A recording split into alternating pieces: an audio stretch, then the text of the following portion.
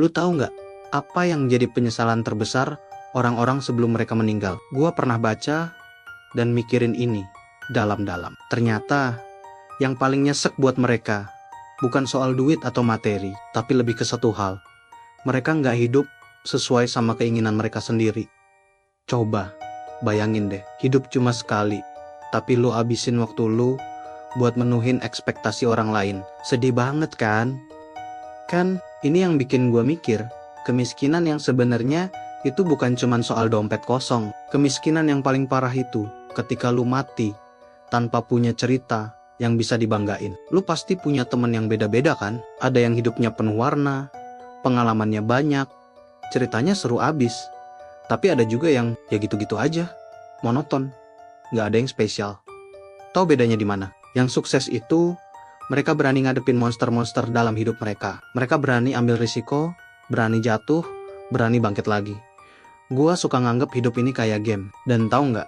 Uang itu kayak high score kita. Kenapa? Karena dengan skor tinggi, lu bisa buka lebih banyak level, lebih banyak pengalaman, lebih banyak kesempatan buat ngebantu orang lain juga. Gua sendiri di usia yang masih muda ini udah ngadepin banyak tantangan. Jatuh, sering banget. Gagal, udah nggak kehitung. Tapi justru dari situ gue punya cerita. Dan kalau misalnya gue mati hari ini, gue nggak akan nyesel. Karena gue udah ngejalanin hidup gue sepenuhnya. Udah ngejar misi gue buat bikin perubahan di sistem keuangan yang menurut gue masih nggak adil. Sekarang gue mau nantang lo.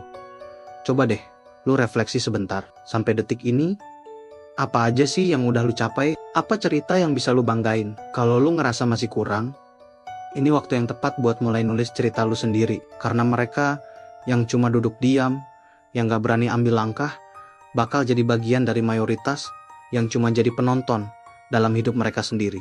Lu gak mau kan jadi kayak gitu? Buat lu yang ambisius, yang pengen punya legacy, ini saatnya lu mulai perjalanan lu lawan naga-naga yang ada di depan mata lu. Jangan takut gagal.